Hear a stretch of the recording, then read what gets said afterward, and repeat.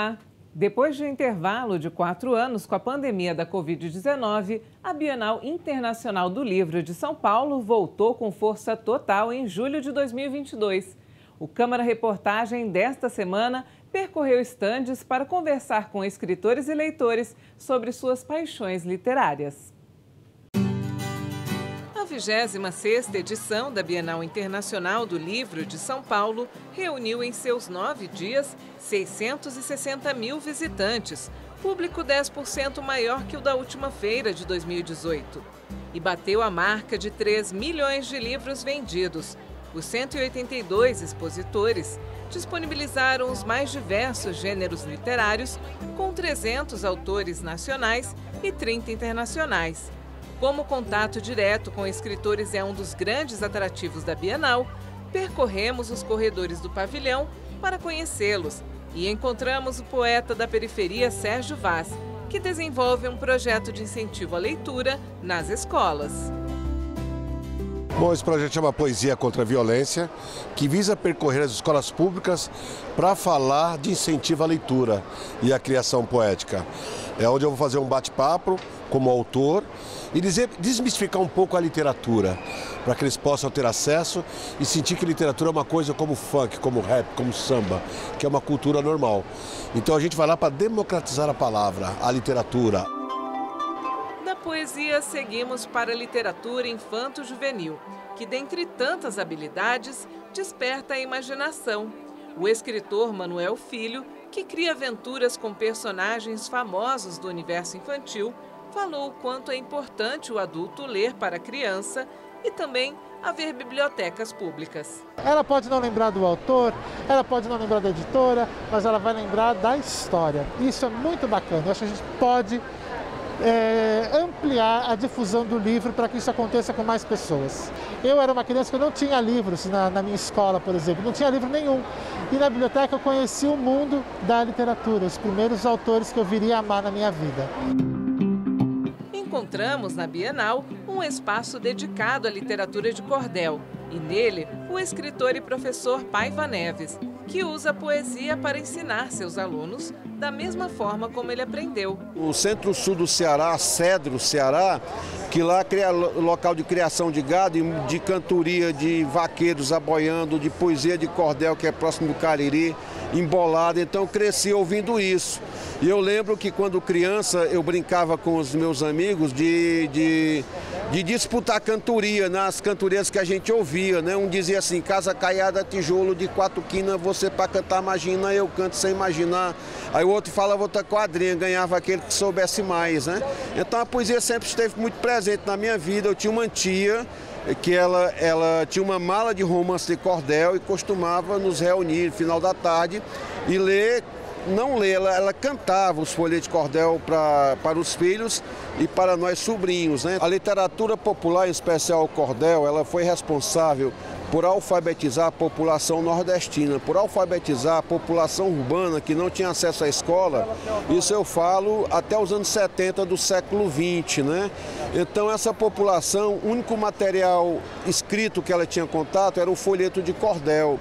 Mesmo ela sem saber ler, tinha 1 ou 2 que lia e ela decorava. Depois ela, decorando isso, ela com o folheto na mão, ela começava a identificar os símbolos escritos, que são as letras, e aí ela se alfabetizava. Então a importância que eu vejo hoje do cordel estar dentro da sala de aula, o cordel marcar presença na sala de aula, é porque ele é um gênero literário que é basicamente cantado, é um gênero que tem rima, que tem métrica, e esses recursos que o cordel tem facilita a memorização e também facilita a aprendizagem. Além do que, o cordel ele traz os elementos que fortalecem a nossa identidade cultural. Na parte de literatura de fantasia, conhecemos uma jovem escritora que lançou o seu primeiro livro aos 26 anos. Ela reforça o conceito que todo escritor é, antes de tudo, um leitor voraz e que um dia foi incentivado a ler. Tive a possibilidade de ter uma professora que me incentivou na 6ª série e desde então eu comecei a ler muito, a devorar livros de fantasia e se tornou uma grande paixão. Ao longo do tempo, continuando a ler, sempre me apaixonando por histórias, eu percebi que eu também queria contar a minha história. A pandemia ajudou bastante a encontrar esse caminho quando eu criei o meu Instagram literário, onde eu falava sobre livros e encontrei um público. Quando eu formei esse público, eu percebi, bom, agora que eu tenho algumas pessoas que me seguem, eu tenho mais de 50 mil seguidores, eu pensei que seria uma boa oportunidade de aproveitar a Bienal do Livro, reencontro depois de tantos anos longe, né, para escrever de fato o meu livro, né, para conseguir encontrar essa galera que já me acompanhava e quem sabe virarem meus leitores. E deu super certo, foi muito legal essa troca. Dentre leitores de todas as idades, a paixão pelo livro varia só no gênero e, por vezes, no período da história. Eu gosto dos livros do período do Renascimento Cultural, Luiz Vaz de Camões, Shakespeare, um pouco de Poe também, eu gosto dos livros mais antigos, sabe? Por quê? Cara, não sei, eu gosto de teatro, por isso eu gosto de Shakespeare, eu tenho o hábito de ler peça. O Luiz Vaz de Camões também tem uma pegada que é meio poema, né, teatro, e isso me atrai bastante na hora de ler um livro, buscar um livro. Que tipo de livro que você mais gosta de ler? Mangá. E o que você mais gosta no mangá? Que os desenhos de lá são diferentes. Eu procuro ver, por exemplo, esses autores, principalmente na linha da espiritualidade, gosto muito. Gosto de livros históricos também, sabe? História e ciência de um modo geral. Os leitores também reconhecem o desenvolvimento de habilidades na leitura. Eu gosto de ler bastante romance, bastante livro de distopia, mas também gosto de ler literatura. Eu acho que desde que eu comecei a focar na leitura, eu tenho melhorado muito minhas notas, principalmente em português, porque ela me ajuda a entender, interpretar mais o texto, prestar mais atenção. A minha imaginação, as minhas ideias melhoraram muito e acho que tudo por causa da leitura. Alta fantasia e distopia. O que você acha que é mais importante na leitura que desenvolve, assim, que tem desenvolvido em você as habilidades? A criatividade, cultura, assim, tomar gosto pela leitura para não ler só os livros de fantasia e coisas inventadas, mas ler também, tipo, coisas de política, ler notícia na internet, ver jornal, eu acho muito importante. Lendo, a gente descobre coisas sozinhos, a gente não precisa de outra pessoa. A gente vai vendo que tem um mundo à parte que a gente pode descobrir através da leitura. Porque cada livro que a gente lê é um mundo novo que a gente entra. No próximo bloco, vamos conhecer uma biblioteca comunitária na Zona Leste que ajuda a formar novos leitores. Não saia daí que o Câmara Reportagem volta já. Olá, eu, Felipe Palma, convido você a acompanhar o Câmara Reportagem toda sexta às 14h. Um programa com grandes matérias sobre temas relevantes para a cidade de São Paulo. Aponte o seu celular para o QR Code e se inscreva na nossa newsletter. Rede Câmara, sua conexão com a política da cidade.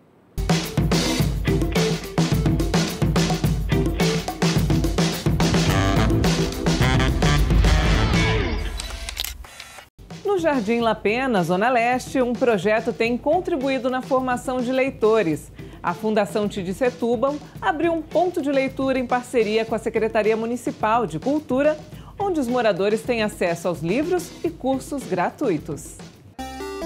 Na periferia de São Paulo, os moradores lidam diariamente com as dificuldades impostas pela distância do centro e também de equipamentos como bibliotecas públicas. Mas no Jardim La Pena, Zona Leste, uma iniciativa da Fundação Tid Setúbal, com parceria do Sistema Municipal de Bibliotecas, veio para cobrir essa falha. É o ponto de leitura que funciona no Galpão ZL, com um acervo de cerca de 8.000 livros para empréstimo gratuito. O ponto de leitura ele nasceu em dia 16 de junho de 2009. A gente sabe que esses espaços como esses não são acessíveis em todos os lugares, né? A biblioteca mais próxima da gente fica fica um pouco longe aqui, né, que fica lá na Nordestina, e ter esse espaço aqui é muito importante porque aqui é um espaço, é um bairro, é uma comunidade que lê bastante. Nós temos muitos leitores, temos muita potência. Nós temos escritores aqui no território, né? Então, a importância de ter espaço para isso é o acesso à literatura. Durante a quarentena, os livros continuaram circulando entre os moradores do Jardim La Pena com a criação da Bike Literária, um delivery que foi mantido porque foi bem recebido pela comunidade. Quando começou a pandemia, eles começaram com a Bike Literária, né?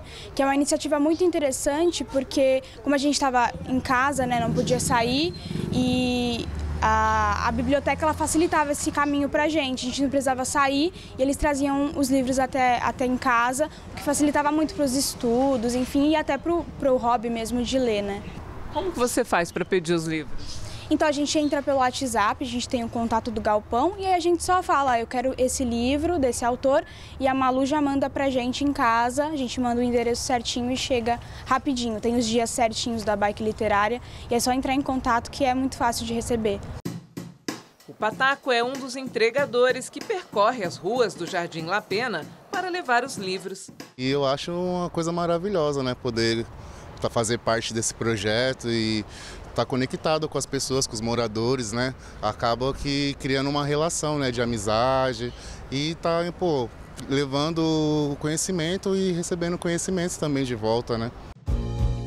A escrita também é incentivada com o projeto Vagalume, voltado para os jovens leitores. O projeto Vagalume é um intercâmbio de jovens entre 11 e 13 anos que se correspondem através de carta. Então, eles ficam sabendo como que é viver em tal realidade, como é a cultura do outro, o que é a Amazônia Legal brasileira, né? Quem são essas comunidades que vivem em Ribeirinha, o que é uma comunidade ribeirinha. O projeto Vagalume é bem legal, porque através de cartas você pode se comunicar com outras pessoas.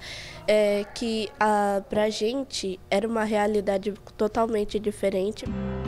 O ponto de leitura possui aproximadamente 4.445 leitores cadastrados, que podem tomar até 4 livros emprestados por 15 dias renováveis. Em média, 300 livros são emprestados ao mês. Também é possível passar o dia lendo no espaço, como Wesley gosta de fazer. É maravilhoso poder ler um monte de livros que cria a sua imaginação. Eu venho bastante aqui, toda terça e sexta. E os livros que eu mais gosto são de aventura, suspense, comédia e terror. Eu comecei a ler com uns 10 anos. Eu gosto de ler livros, poemas. Mais que abrigar o ponto de leitura, aqui no Galpão ZL acontecem várias atividades para promover a integração e o desenvolvimento dos moradores do território, como os cursos que são promovidos em parceria com empresas, SENAC e coletivos periféricos. Dentre eles, o curso que prepara os jovens para o mercado de trabalho, empreendedorismo e também de culinária. O Galpão tem um coworking com acesso à internet e também uma cozinha equipada para os cursos de culinária. Então a importância é de você fazer desse morador, ele é protagonista, ele é autônomo, se fortalecer através dos cursos, entender o que é empreendimento, o que é ser empreendedor e a partir daí gerar renda para ele também, né?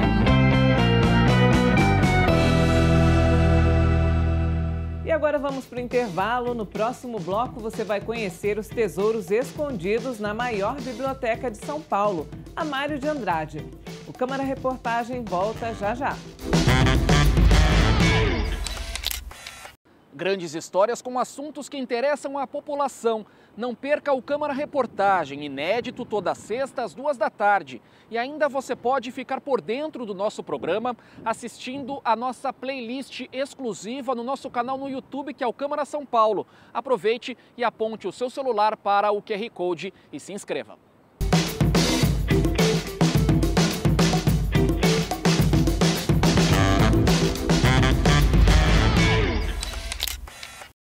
A Biblioteca Mário de Andrade é uma referência de leitura bem no centro da cidade. Com coleções raras, mapas e livros para empréstimo, o local é visitado por pesquisadores e amantes da literatura. Mário de Andrade é a segunda maior biblioteca pública do país, após a Biblioteca Nacional do Brasil, no Rio de Janeiro, e a maior do estado de São Paulo. A Biblioteca Mário de Andrade começou com a integração dos acervos das bibliotecas da Câmara Municipal de São Paulo e do Estado de São Paulo. Primeiro, ela foi organizada na Rua 7 de Abril. Depois, com a construção deste prédio aqui na Rua da Consolação, ela foi inaugurada em 1942 e aberta ao público no ano seguinte. O prédio foi especialmente projetado para a função de biblioteca pelo arquiteto francês Jacques Pilon. Fomos conhecer os seus ambientes e descobrir por que ela é referência para pesquisadores e leitores. Começamos pela seção circulante, a mais frequentada diariamente e onde há um acervo audiovisual, aparelhos eletrônicos que transformam as letras em áudio para acessibilidade de cegos e em torno de 38.921 obras de todos os assuntos que podem ser emprestadas por 14 dias renováveis mediante um cadastro válido para todas as bibliotecas municipais. O térreo é dedicado só à literatura e no mezanino há livros de religião, filosofia, direito, história, artes, entre outros. Aqui eu acho um lugar bem legal porque é bem silencioso e dá para estudar bastante, assim. Eu venho umas 2 vezes por semana, mais ou menos. Que tipo de literatura te encanta mais? Eu gosto mais de livro sobre o Holocausto, a Segunda Guerra, livros mais históricos, assim, e livro de suspense. É totalmente diferente, um ambiente propício para leitura, tanto para o estudo. Então eu costumo vir assim uma ou 2 vezes por semana para concentrar mais. E fora os livros de estudo, né? O que você gosta mais de ler? Eu sempre fui muito da leitura, assim, desde criança. Meus pais sempre leram muito para mim. Então eu gosto de todo tipo de livro, mas agora eu venho lendo mais clássicos.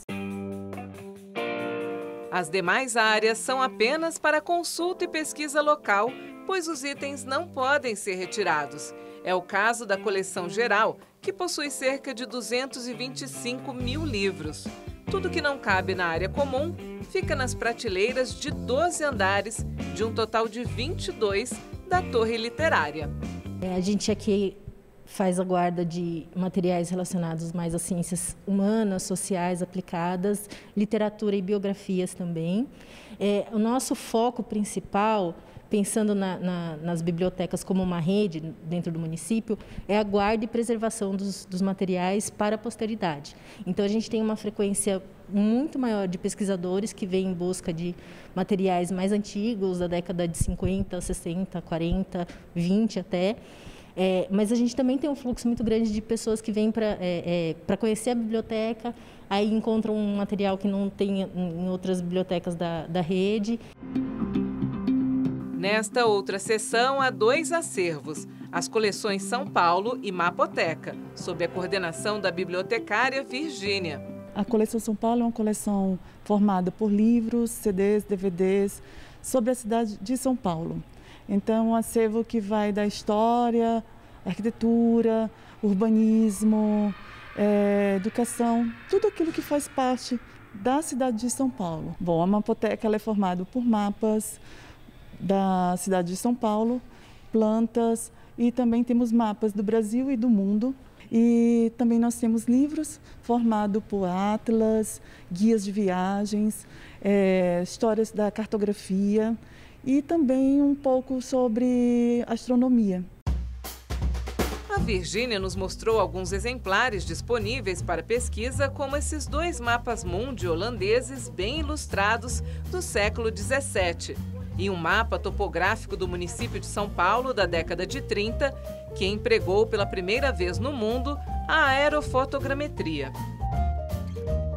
Os 2 acervos são acervos fechados, é um acervo só para a parte de pesquisa, né? A pessoa pode vir, a coleção São Paulo ela pode vir sem marcar, mas a coleção da Mapoteca não, ela precisa fazer um pré-agendamento para que possamos separar esse material. Por fim, viemos conhecer a coleção de obras raras e especiais com mais de 40 mil exemplares incluindo manuscritos.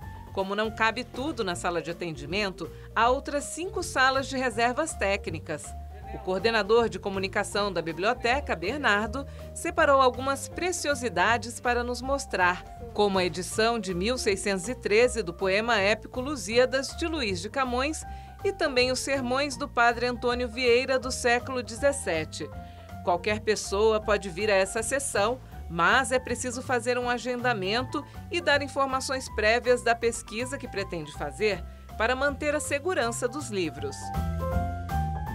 A coleção de obras raras e especiais da Mário de Andrade, ela começa com a coleção brasiliana do Félix Pacheco, que, além de diplomata, escritor, foi um bibliófilo muito importante. Então, começa com essa coleção brasiliana, que é uma coleção de livros sobre o Brasil, e ela vai, e desde então, ela vem crescendo. Hoje em dia, a gente tem mais de 40 mil itens na coleção, que incluem livros, manuscritos, gravuras, cartões postais, obras de arte do começo do século XX, livros raríssimos de viajantes que estiveram no Brasil no século XVI, século XVII.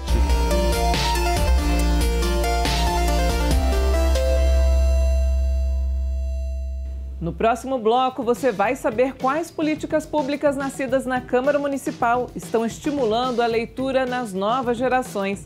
O Câmara Reportagem volta em instantes. Olá, eu, Felipe Palma, convido você a acompanhar o Câmara Reportagem toda sexta às 2 da tarde. Um programa com grandes matérias sobre temas relevantes para a cidade de São Paulo. Aponte o seu celular para o QR Code e se inscreva na nossa newsletter. Rede Câmara, sua conexão com a política da cidade.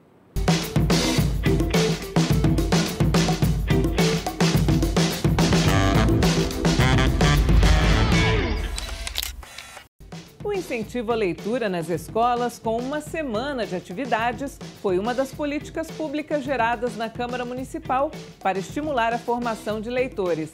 Além de desenvolver capacidades cognitivas e de interpretação, a leitura é fundamental na construção da cidadania. A Lei 14.999 de 2009, aprovada pela Câmara Municipal de São Paulo, criou no calendário oficial da cidade a Semana Municipal de Incentivo e Orientação ao Estudo e à Leitura, que acontece anualmente em abril.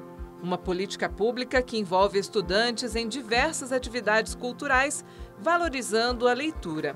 O vereador autor da iniciativa detalha como o evento colabora com o surgimento de novos leitores. Tem uma semana inteira dedicada ao estímulo à leitura. Então, muito importante, porque a leitura é a base de tudo e estimula não só os alunos, mas os próprios pais, né? Se envolve muito. E no fim a gente faz um livro com os textos de aluno. A gente seleciona textos de aluno das várias escolas e a gente faz um livro que chama de Descobrir-se Autor.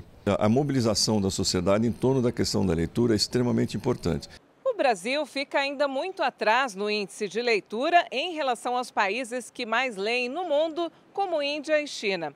De acordo com a 5ª edição da pesquisa Retratos da Leitura no Brasil, desenvolvido pelo Instituto ProLivro, o brasileiro lê em média quase 5 livros por ano, sendo que menos de 3 desses livros são lidos até o fim. O professor da Escola de Comunicações e Artes da Universidade de São Paulo considera importante iniciar a leitura de imagens na infância, antes mesmo da alfabetização. A criança, antes de ler as letras, né, ela lê as imagens. Então, trazer para um bebê aqueles livros que são feitos, inclusive, de papel, de pano, para poder brincar no banheiro, por exemplo, na hora que está tomando banho, né? Livros que são até assim montagens, né, que você abre e aparecem aquelas figuras feitas de dobraduras. Com isso a criança ela já vai ser educada a curtir aquilo e a curtir não como uma obrigação, né, a gostar mesmo pelo prazer de descoberta. Claudemir analisa a leitura como um processo de interpretação do mundo, habilidade que excede o domínio de códigos. Quando a gente fala em leitura, é ler o mundo, né? Onde nele existem várias linguagens, que não só a escrita. E, na verdade, nós estamos num mundo tão multimídia, né? Que hoje a gente está transitando sempre da escrita da escrita em suportes tradicionais, como livro, e aí da importância disso no cotidiano das crianças, né? Mas também textos que estão em sites, outros tipos de textos próprios de alguns suportes, como os canais, né, de mensagem automática, né, como o Messenger, como o WhatsApp, imagem que ela tem uma capacidade de síntese de uma informação muito grande, como é o caso do meme, né, que você tem uma imagem, uma frase e que aquilo, né, exige do leitor a compreensão do que está naquela mensagem, né?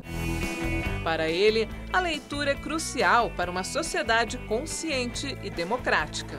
Ela vai ter mais consciência e crítica. Ela vai poder atuar exatamente por todos esses conhecimentos que ela foi tendo, né? Atuar em movimentos sociais, atuar na exigência junto a órgãos públicos com relação a solucionar problemas, né? Um buraco na rua, né? Uma região que não tem ainda água. No contexto da educação, a leitura atua como agente de transformação social. Por isso, o acesso a escolas e bibliotecas é uma política pública tão necessária. As escolas públicas fazem milagre muitas vezes. Os professores, com as condições que eles têm, da situação que os jovens vivem, né, que chegam nas escolas com condições muito difíceis, a educação resgata muita gente de situações extremamente vulneráveis, coloca eles num patamar muito melhor para a vida deles. Isso precisa ser uma política pública, né, constante. Ao invés de diminuir os números de bibliotecas, né, para aumentar o número de clubes de tiro, né, a gente quer é que as bibliotecas cresçam, né, porque o que ela vai estar fomentando é a cultura da paz, a cultura do respeito, né, respeito ao conhecimento, à ciência, né, respeito ao Estado de Direito, né, enfim. Leitura é uma condição fundamental para que a gente possa qualificando a nossa civilidade, né? Viver em convívio respeitoso com as diversas formas de pensamento, né? E não ser, enfim, um irracional que não consegue dialogar e conviver com o outro que pensa diferente dele. E aí é mais fácil ir lá e atirar. Então a leitura, ela representa esse outro caminho, o caminho do respeito, da paz, do convívio, né?